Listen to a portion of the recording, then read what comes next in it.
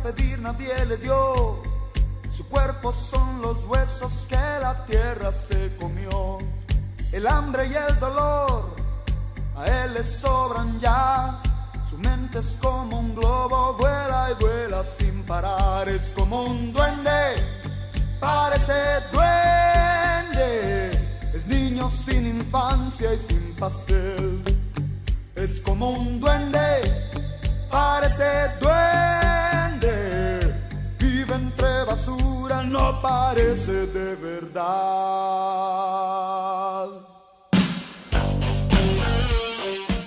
Bienvenidos al programa GT Debate. Hoy hablaremos sobre la coyuntura nacional guatemalteca y analizaremos varios casos que han impactado a Guatemala. Hoy nos acompaña Rodrigo Frese. Él es licenciado en Ciencia Política, egresado de la Universidad Rafael Landívar y también estudia una maestría en Políticas Públicas. También le damos la bienvenida a Ana Sofía Rivera. Es estudiante de Ciencias de la Comunicación de la Universidad Rafael Landívar y estudió un semestre en la Universidad Católica de Chile. Actualmente es secretaria general de la Asociación de Debates Landívar. Por último, les presento a Ramiro McDonald. Él es semiólogo, analista, columnista y catedrático universitario. Recientemente publicó el libro Las funciones de Roman Jakobson.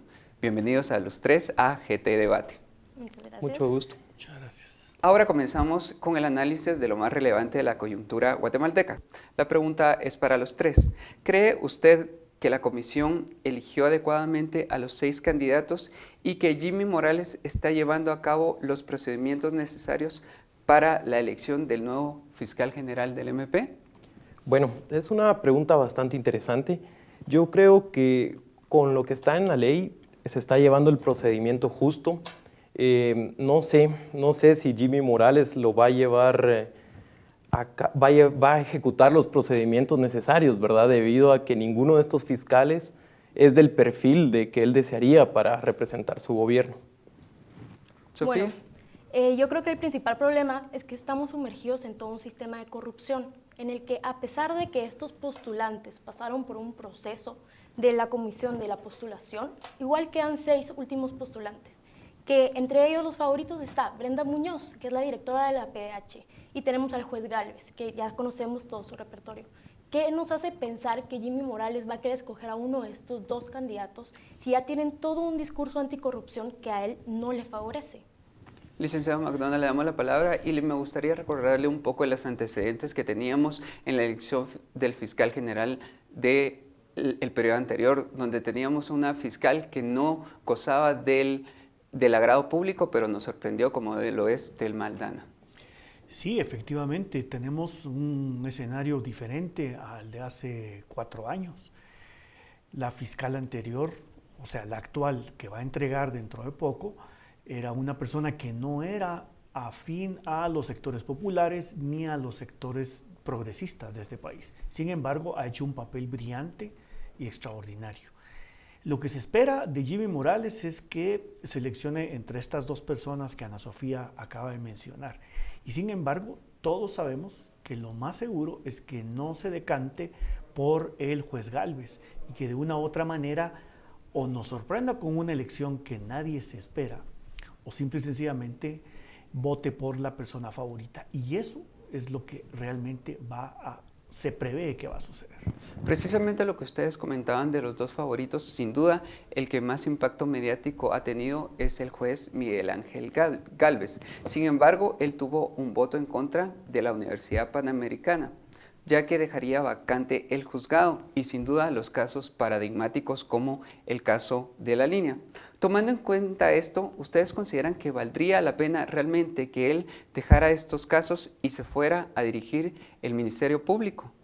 Bueno, yo ahí creo que en primer lugar Jimmy Morales no se decantaría por elegir al juez Gálvez, debido a que él representa intereses de la CICIG y el MP actualmente, ¿verdad? Creo que Jimmy Morales va a ser muy cauto en esa elección, va a ser demasiado pensado y creo que él no va a formar parte de sus favoritos, a pesar de que sea favorito de, ahí sí que por decirlo así, de la Embajada de Estados Unidos, del sector popular, de grupos más progresistas en el área urbana. creo que para Jimmy Morales la opción va a estar pasando por otros candidatos. Aquí la pregunta es si valdría la pena o no. Yo creo que sí valdría la pena, porque si el juez Gálvez se va, llegaría alguien más. Y si el proceso que se ha llevado a cabo sobre el caso de la línea o sobre diferentes casos realmente ha sido un caso honesto, entonces se va a seguir llevando un seguimiento.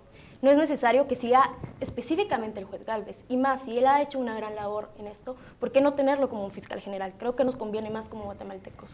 Licenciado McDonald, me gustaría agregar algo que nos dijo Sofía. Estamos hablando de un fiscal, probablemente si eligieran al juez Gálvez, que podría presentar pruebas más contundentes de las que ya tenemos para que el caso concluya, que ya hemos visto que han pasado 2 años y no se ha dado una condena. Tienes razón, y Sofía argumenta con mucha inteligencia. El gran dilema es que si se llega a caer el caso de la línea, se cae el caso de corrupción más extraordinario llevado por la justicia, por el MP y la justicia adelante, que es un caso paradigmático, en el cual están involucrados los 2 principales funcionarios de gobierno del gobierno pasado. Si el juez Gálvez desaparece de la escena del organismo judicial, no solo es ese caso, son varios otros casos, y yo creo que en un momento dado aquí hay una especie de juego de poder en donde el juez Gálvez hace menos daño a ciertos sectores y en donde en un momento dado puede incidir más. Yo tengo la impresión de que el juez Gálvez puede quedarse para una futura oportunidad, según mi opinión, como fiscal general, y que tendría que concluir estos procesos, es opinión muy personal, estos procesos que son paradigmáticos, en el cual debe de llevarlos a final, y que en un momento dado las personas que ya todos conocemos que están involucrados en actos de corrupción exageradamente altos y de un gran impacto social pudieran ser condenados de una forma directa. Entre basura no parece de verdad.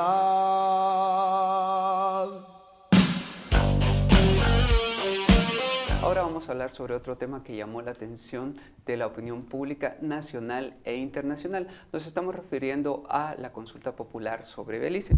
¿Cuáles consideran ustedes que fueron los factores que incidieran en este porcentaje de votantes? Bueno, yo veo tres aspectos bastante interesantes en este tema. El primero es de que la democracia guatemalteca se ha venido golpeando desde 1986, donde se eligió al primer presidente con una alta participación política. Luego de esto, pues han habido muchos resquebrajamientos, bastante corrupción. El ciudadano dejó el voto por un lado, ya que no le representa realmente, ¿verdad?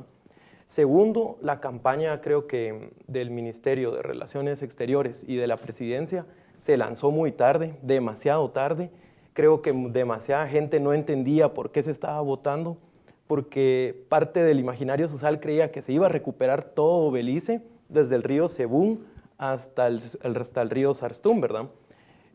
Solo son 12,000 kilómetros los que se está peleando, que es el departamento de Toledo, donde hay una gran cantidad de gente quechí y pocomchí, que fueron, ahí sí que ellos migraron a esa región en el momento de la guerra interna. Y pues creo que el último punto debería de pasar ahí sí también que Guatemala creo que agotó las vías democráticas en este sistema, ¿verdad? Creo que lo hablábamos antes, al principio de este programa, de que el Tribunal Supremo Electoral no tiene certeza jurídica. Creo que la gente no se siente ahí sí que comprometida con el voto porque no hay representación, ¿verdad? Sofía. Bueno, yo considero 3 aspectos principales. En primer lugar, la desinformación, como bien mencionadas. El problema era que mucha gente decía, bueno, no voy a ir a votar porque Belice ya es independiente, ¿para qué los estamos molestando? O voy a ir a votar porque quiero recuperar Belice. Y no, de los 22.966 kilómetros, únicamente íbamos a recuperar 12,000 kilómetros. Y no era recuperar, era realmente tener un diferendo territorial para evitar futuras muertes, porque, ojo, ya hubo una muerte. Entonces, ¿qué sucede en segundo lugar? Se gastan 300 millones de quetzales en toda esta consulta popular. O bueno, tengo consciente que se asignaron 300 millones. Pero solo se gastaron 100 Ajá, y los de solo se gastaron 100. Entonces, obviamente, si estamos sumergidos en todo un proceso de corrupción, ¿cómo el guatemalteco va a confiar que realmente se lleve a cabo? De un día a otro en que empieza a sonar esta consulta popular, que nadie sabía con certeza qué estaba sucediendo realmente. Y por último, nos enfrentamos a diario con una agenda de problemas sociales y económicos. ¿por qué le daríamos más importancia ahorita a esta consulta popular? Entonces yo le di el sí a la consulta popular, pero entiendo por qué hay gente que realmente no quería tener nada que ver con esto. Yo tengo una impresión que, que parte del lunes posterior a la Semana Santa, que es que Jimmy Morales se sube en la ola para tratar de capitalizar una consulta popular que evidentemente se sabía que iba a ser muy débil, pero que además él quiso utilizarla políticamente. Y entonces la gente se hizo para atrás, porque si vemos que 3-1, literalmente hablando, fueron los que no decidieron ir a votar, ni siquiera por apoyar o no apoyar, simple y sencillamente declinaron la opción, porque este voto no hay un voto de castigo, ahí no hay nada, simple y sencillamente lo que hay es o voy y acepto o voy y no acepto. Y en todo caso la gente, más cerca del 70%, la gente no fue a votar. Eso significa un fracaso para el gobierno, si desde la perspectiva de que esa consulta popular por lo menos debe haber tenido un 40 o un 50%. En realidad un 24% no es nada, eso estamos hablando de que 3 veces más hubo gente que no le interesó asistir a la consulta, pero tengo la impresión de que la gente se dio cuenta que lo que quería Jimmy Morales era capitalizar políticamente ese momento, y afortunadamente la gente no logró, entendió el mensaje y no lo hizo en forma pública. Ahora, el gran dilema es de que Belice es un tema pendiente y va a seguir pendiente si no se tomaba una decisión. Por eso que mucha gente decidió hacer lo que hizo Ana Sofía, de ir a votar sí. Yo llegué a votar, pero anulé completamente mi voto. Gracias a los tres nuevamente por sus respuestas. Ahora regresamos a analizar un tema de coyuntura nacional como es el financiamiento ilícito del partido FCN Nación. Entre basura no parece de verdad.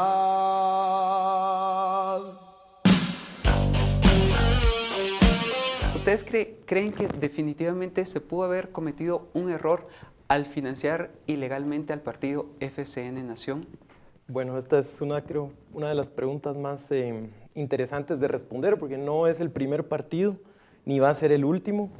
Es bastante curioso cómo los empresarios y muchos miembros del CACIF juegan a esto para, ahí sí que siempre garantizar tener sus intereses protegidos, ¿verdad?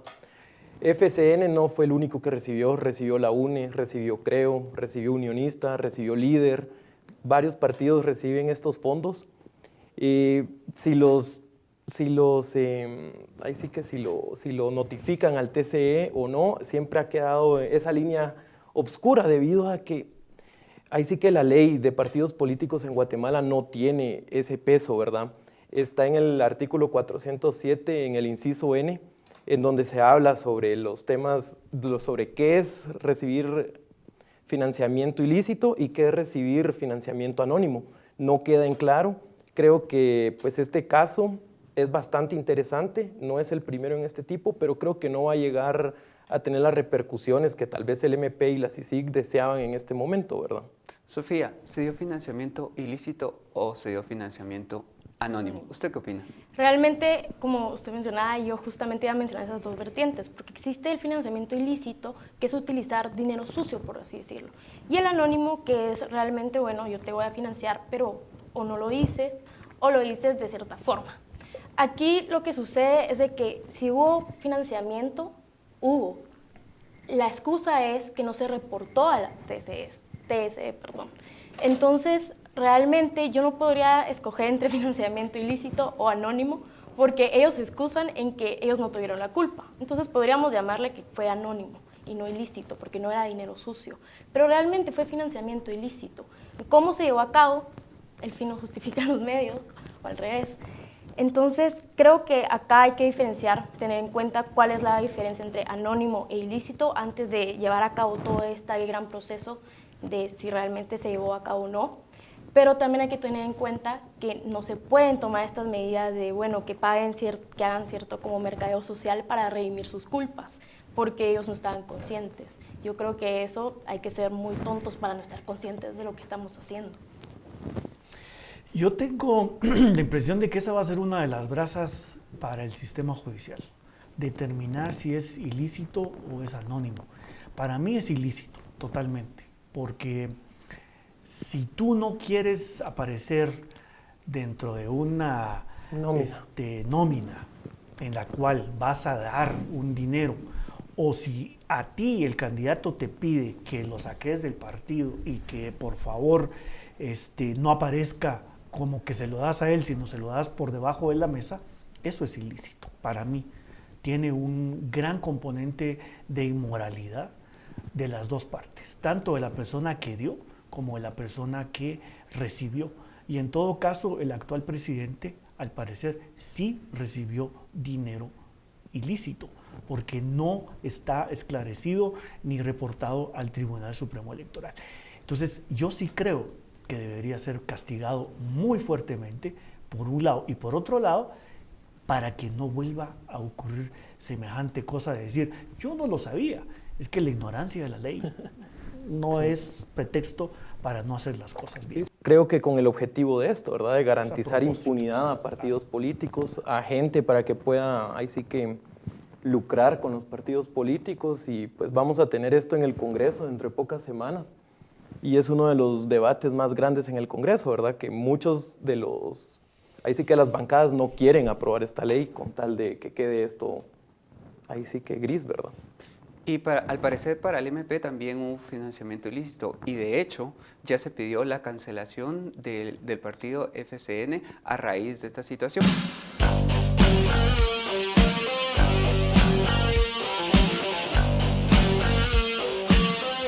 Para cambiar un poco la dinámica de la siguiente pregunta, me gustaría empezarla con el licenciado Ramiro McDonald. Licenciado, ¿usted cree que la cancelación del partido FCN pueda darse, y cómo afectaría la política nacional esta cancelación? Primero, sería una situación inédita. Nunca un partido en el poder ha sido cancelado oficialmente por haber cometido un delito de esta naturaleza. Se han cancelado partidos, como sabemos, en la historia del país, muy pocos, pero que esté en el poder y que esté manejando en este momento la presidencia y que tenga una representación en el Congreso, realmente eso va a ser muy difícil y sería inédito, sería realmente interesante, porque ¿qué va a pasar entonces con todo el montón de diputados del FCN Nación que están representándolo en el Congreso? ¿Va a haber una desbandada hacia los otros partidos? ¿Tendrían que abandonar también ellos su representación, que no es el caso? Pero moralmente se desparrama la mazorca de una manera muy interesante, y eso va a ser en realidad uno de los pasos que tienen que dar el TSE más adelante, con mucha energía, con mucha inteligencia, y que tenga las pruebas en la mano, porque si no, estamos hablando de que sería pura especulación. Sofía, ¿cuáles serían las consecuencias de la cancelación del partido oficial? Bueno, tendríamos toda una como ayuda de parte de FCN Nación hacia Jimmy Morales, que realmente ya no es tan ayuda porque ya se retiraron, pero sería todo un disturbio hablando de la política, porque como mencionaba Ramiro, es algo que aún no ha sucedido, algo que no se ha llevado a cabo, o que si se lleva a cabo deben tener pruebas concretas, porque no es cualquier cosa. Y yo también me pregunto, ¿por qué ahora con el FCN Nación, que está bien, cometieron financiamiento ilícito y es verdad, pero cuántos partidos no lo cometen a diario? Entonces creo que varios partidos también tendrían como que cierta reacción y molestia de parte de que el FCN Nación se cancele o no, porque entonces, pero no serían los partidos, sino sería el pueblo guatemalteco, porque se quedarían pensando, ¿por qué FCN Nación sí cancelarlo y a los otros partidos no? ¿Por qué permitir cierto financiamiento ilícito en unos y por qué en otros no? Entonces, cierta parte de la población creo que sí se vería muy enfurecida respecto a esto. Licenciado Frese.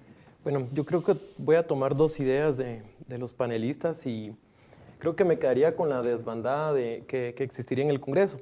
Cabe mencionar de que el FCN en el Congreso se fortaleció con partidos, pues ahí sí que diputados de pequeños partidos, ¿verdad? No creo que para ellos hubiese algún problema en salirse y dejar FCN morir solo. Dos, creo que la idea que propone Sofía es bastante interesante. Uno, porque FCN estamos viendo de que sí pudo haber caído en ilegalidades, pero ¿de qué nos dejaría esto con los otros partidos? ¿Seguirían las investigaciones a otros partidos? ¿Sería únicamente enfocado en FCN por representar a Jimmy Morales y sería otra forma en cómo CICIG y MP están tratando de llegarle ahí sí que al núcleo del presidente? Porque yo no quisiera pensar de que el Partido Unionista tuvo también grandes apoyos de sectores empresariales. Líder, me imagino que está bastante inmiscuido el dinero del narcotráfico, si no es que más por arriba de la mitad.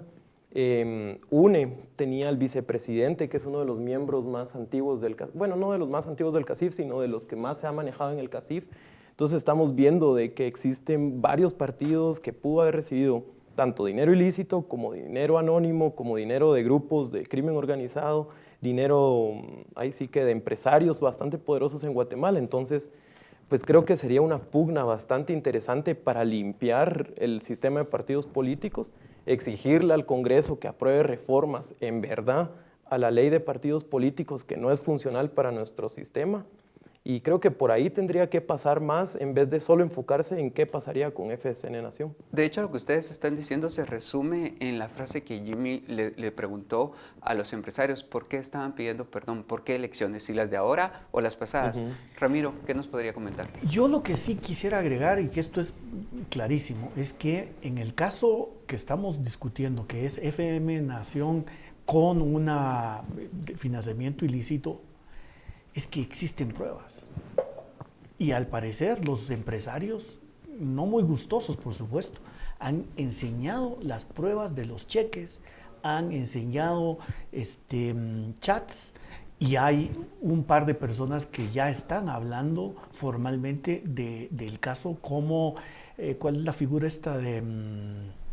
No, me pierdo en la figura, una figura legal que permite decir, yo lo hice en una forma muy concreta. Entonces aquí no es si existe financiamiento ilícito contra otros partidos, sino contra si hay las pruebas, y entonces el proceso puede caminar, porque si no hay pruebas contra otros no podemos hacer nada. Exacto. Pero en este caso sí hay pruebas, al parecer muy contundentes. Vamos a cerrar este tema acá y vamos a hablar también sobre otro que causó mucho impacto a nivel nacional e internacional, que fue la muerte del alcalde capitalino Álvaro Arzú el viernes recién pasado.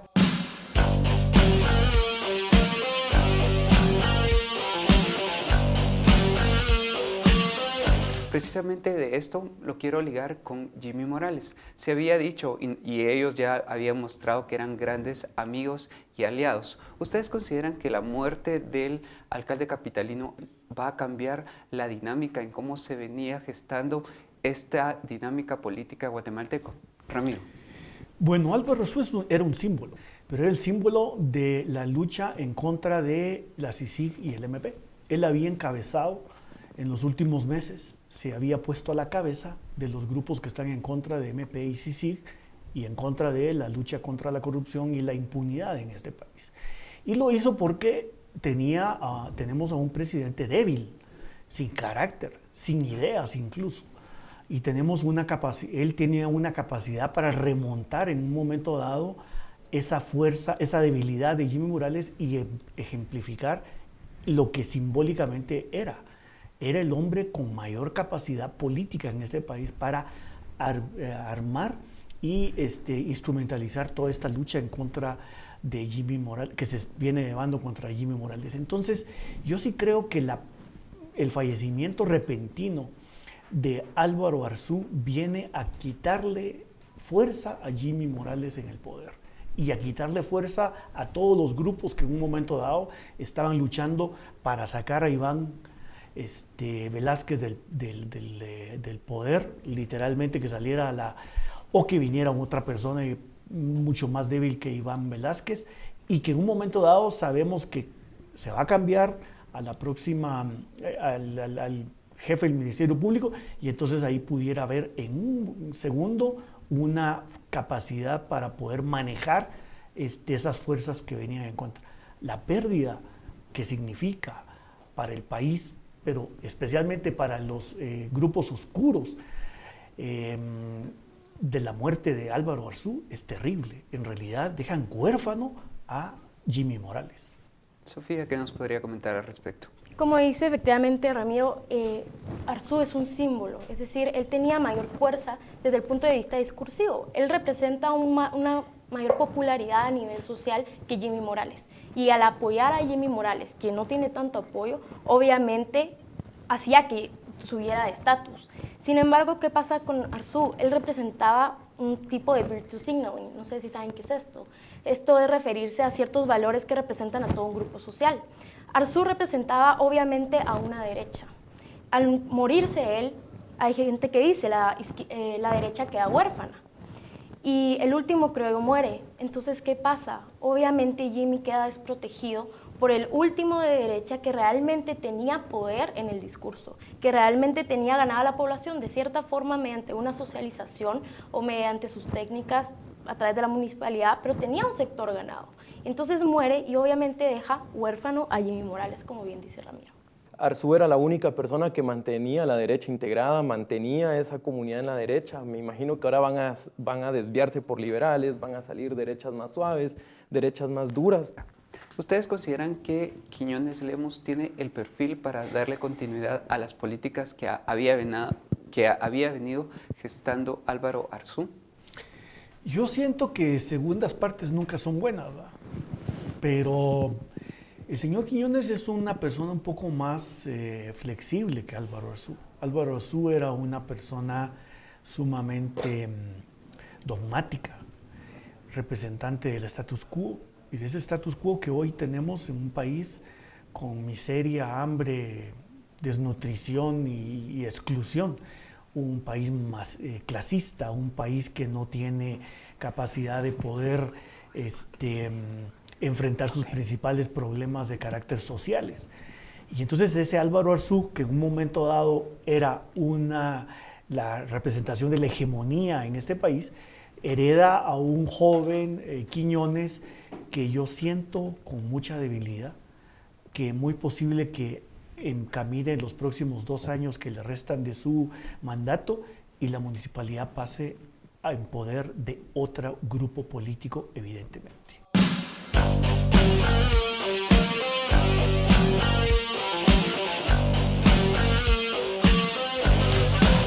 A raíz de las solicitudes de antejuicio sabemos que el Congreso lo ha respaldado mucho y ha evitado que se le quite la inmunidad. ¿Por qué sucede esto en el Congreso que apoya tanto a Jimmy Morales? Menos fuerza en el Congreso porque se supone que es un organismo independiente y ahí debería de ser el organismo que balanceara los poderes.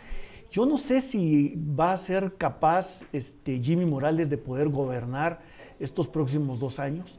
Yo lo veo muy difícil. Es un hombre herido, es un hombre vilipendiado, es un hombre que le hacemos burlas, memes, chistes todos los días, pero además es un hombre políticamente débil.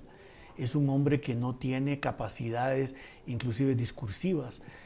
Sus posibilidades son muy pocas de sobrevivir como una persona que tenga un balance político y una fuerza política que le permitan llegar hasta el final de su mandato, que eso se puede hablar después. Pero en este momento Jimmy Morales es un personaje herido, literalmente hablando, con muy pocas posibilidades de sanar políticamente. Creo que principalmente es porque ya sea cualquier persona que esté en el poder, en cualquier país o en cualquier grupo, obviamente se le va a temer a esta persona de poder, porque es quien tiene todo a cargo. Y más en Guatemala, que caemos en el error de tener un Estado tan paternalista en el que queremos que el presidente o que el ejecutivo esté tan encargado de todo, que obviamente existen estas relaciones tan afines que es muy difícil de separar. Yo creo que este apoyo ya está terminando. De parte del Congreso ya no es tanto lo que se tenía antes, porque obviamente el mandato de Jimmy se ha ido desgastando con el tiempo y como dice Ramiro, es un personaje y es un presidente que ya está totalmente herido y que le queda muy poco. Licenciado Fresia. Bueno, yo veo aquí un panorama un poquito más profundo. Uno es porque actualmente el presidente del Congreso sigue siendo el hijo de Arzú. Él va a terminar este año, me imagino, de que de esta manera el Congreso le va a seguir prestando todo el apoyo a Jimmy Morales No lo van a dejar caer, uno, porque existe una lucha de politización en el país, donde grupos de derecha no quieren que izquierda resurja y pues ya lo hemos visto. Dos, Jimmy Morales, creo que no lo van a dejar caer en el Congreso. Sería un poco ahí sí que difícil ver eso actualmente. Creo que va a pasar por la unión del Congreso, del presidente, y tratar de terminar los 2 años, ¿verdad? Por el bien, ahí sí no sé si sería lo correcto, por el bien de la democracia del país, ¿verdad? Y tratar de no cambiar el sistema, tratar de no caer en un rompimiento constitucional, tratar de mantener un orden político y continuar durante los próximos 4 años con la misma ley de partidos políticos, con el mismo status quo que se maneja. Yo creo que por ahí va a pasar, por ahí va el interés de los sectores privados y de los sectores que han sido corruptos. Creo que sí, va por la defensa de Jimmy y seguir haciendo lobby para no dejarlo caer. ¿Usted considera que Jimmy Morales va a terminar su periodo y por qué? Yo creo que va a terminar su periodo. Yo veo 2 sectores bastante divididos internamente, por así decirlo. La izquierda, lo hablábamos al principio, la izquierda está fragmentada en diversos grupos que buscan la salida de Jimmy, pero ellos no se han logrado cohesionar en un solo grupo que haga un frente, como ese movimiento popular que surgió en el 2015, que se unió para sacar a Otto Pérez Molina con el apoyo de la empresa privada, ¿verdad? Creo que pues ahorita estamos viendo simplemente una lucha de poderes, derecha-izquierda. Creo que la derecha lleva las de ganar por el único y simple hecho que ellos controlan el dinero, ¿verdad? Tienen más fondos para mantener a Jimmy arriba, protegerlo desde el gobierno, protegerlo en las cortes. Y creo que ese es el interés, tratar de llevarlo a los 2 años, que termine, que salga y ahí se acabe su gobierno, ¿verdad? Va a pasar a la historia pues como uno de los presidentes con mayores debilidades políticas, uno de los presidentes con menos implementación de políticas públicas para el país, uno de los presidentes ahí sí que más débiles, por así decirlo. No hay otra forma de catalogar al presidente, pero no creo que las manifestaciones sean capaces ahorita de presentarle una lucha a él. Pero no podemos, a nivel político, estar escogiendo a alguien para luego querer sustituirlo. Y esto se da por un problema de desinformación. En las próximas elecciones la mayoría vamos a ser jóvenes. ¿Realmente estos jóvenes van a escoger otra vez por el comodín?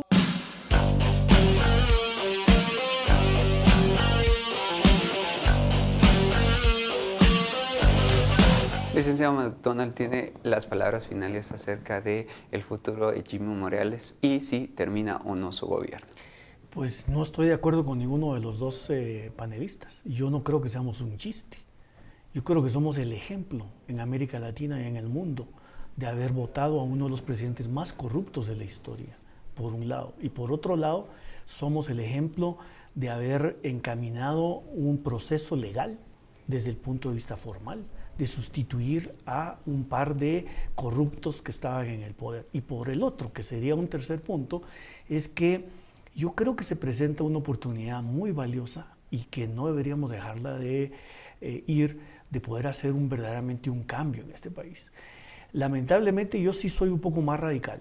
Creo que es necesario cambiar el sistema que estamos viviendo. O sea, un sistema que no ha dado resultados desde ningún punto de vista, un sistema que lo único que crea es corrupción, un sistema que ha dado una exclusión total de los sectores populares. Y lo más lamentable es que en un momento dado la gente no quiere asumir el riesgo de tener la oportunidad de jugarnos por el futuro de este país. Si bien es cierto, la juventud parece ser la que es menos, la que está esperando menos de estos cambios, yo creo que deberíamos de pensar en ellos. Este país que estamos heredando a la gente joven es un país que, eso sí es un chiste de país. Es un país con un alto nivel de analfabetismo, con un alto nivel de corrupción, con incapacidad para poder resolver sus problemas fundamentales. Y los voy a mencionar rápidamente. Educación, que es la clave de todo, pero además de reparto de tierras. en este país donde el 1% tiene el control o el 2% tiene el control completo de la economía y de las tierras en este país, la verdad es un chiste.